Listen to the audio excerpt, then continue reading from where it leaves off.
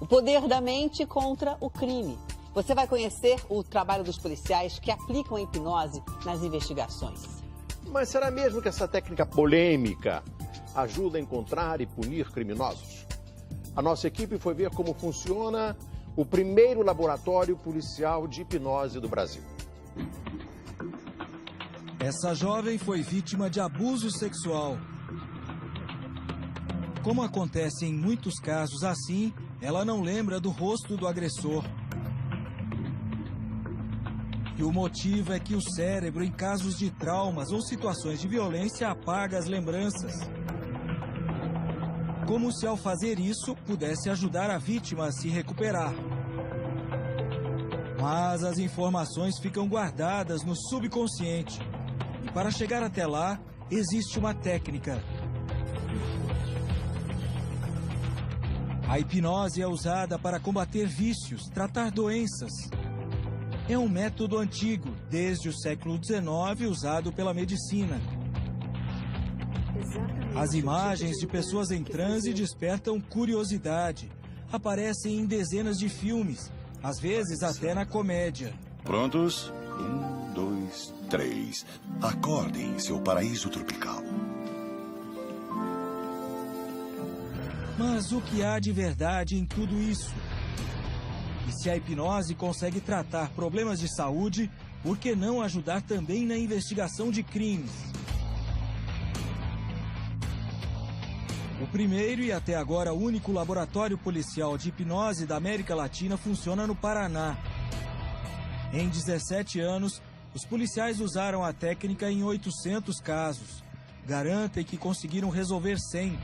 Você tem a condição de destravar a mente dessas pessoas para que elas possam te dar informações relevantes a detalhes que foram pedidos, como placa de veículos, cor dos olhos, cor do cabelo, a roupa, a indumentária.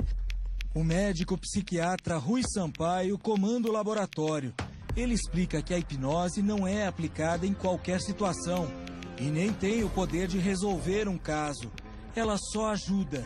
Para ser hipnotizada, a vítima ou testemunha precisa necessariamente ter esquecido fatos ou todo o crime por causa do trauma. Nesses casos, a pessoa entra no que nós chamamos de transtorno do estresse pós-traumático.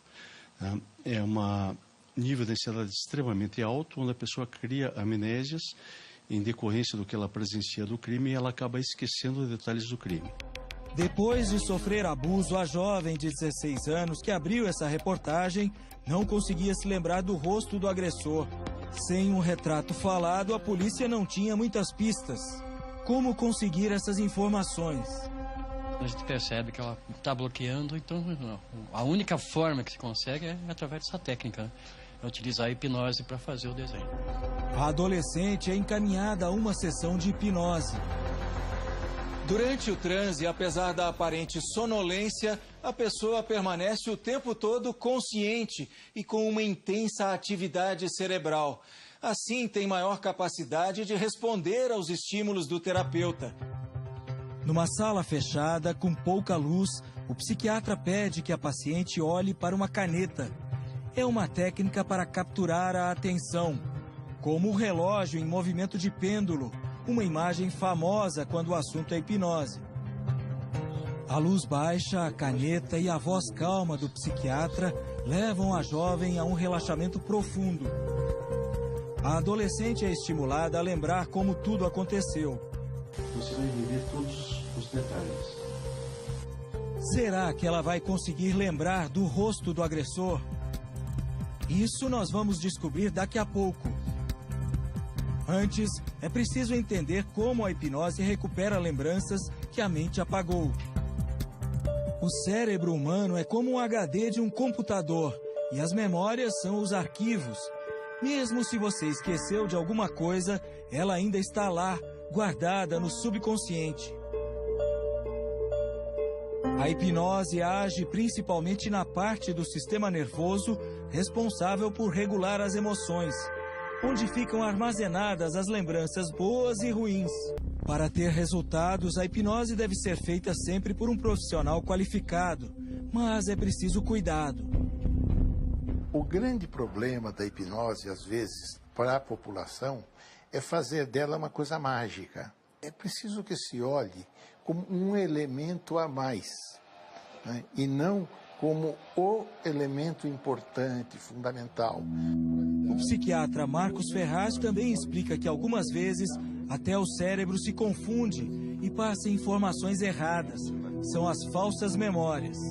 Cuidado com as contraindicações.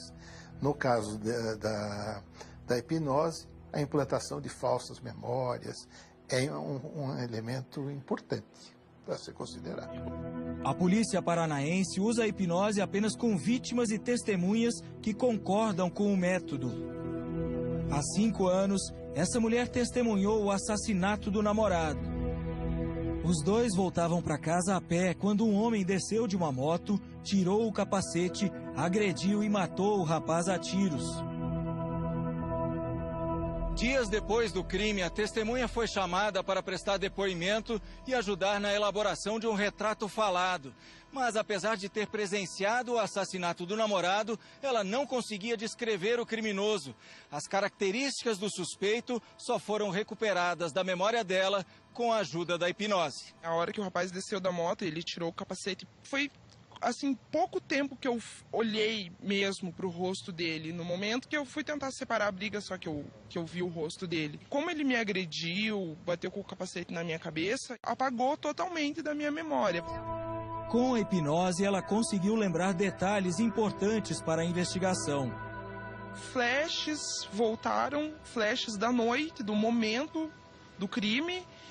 A gente voltando na rua, caminhando, a moto parando, ele descendo, assim, tirando o capacete. Eu lembro perfeitamente. Veio na minha cabeça, assim, como se eu estivesse no dia lá. A testemunha também descreveu a mulher que estava na garupa da moto.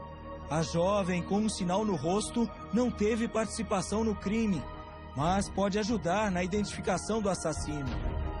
O caso ainda está sendo investigado. Um rosto pode ser um grande passo numa busca sem muitas pistas. Um retrato falado era tudo o que a vítima e policiais queriam para avançar no caso da jovem que sofreu abuso sexual.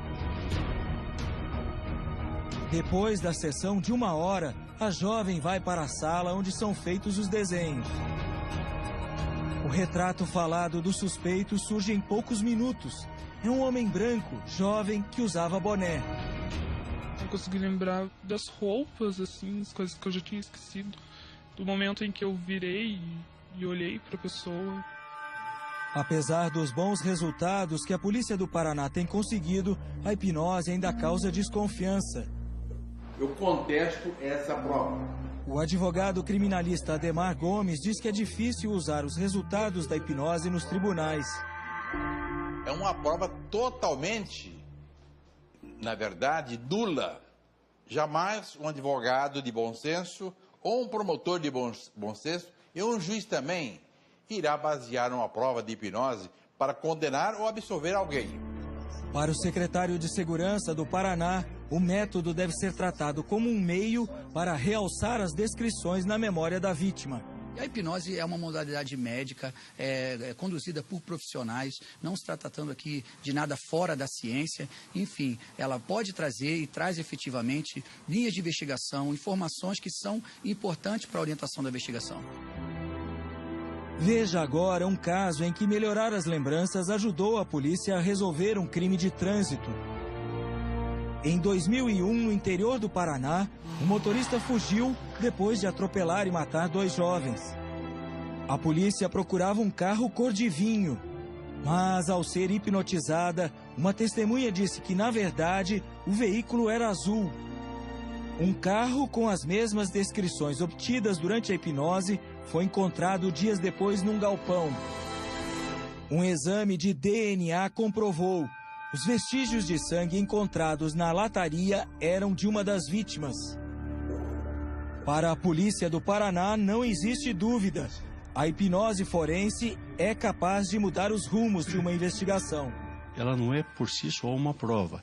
Ela vai trazer subsídios para a investigação numa fase de inquérito policial e, consequentemente, as provas, sejam testemunhais ou materiais, por exemplo, um exame de DNA no caso de estupro, um exame de balística forense, etc., né, é que vai comprovar efetivamente a veracidade dos fatos.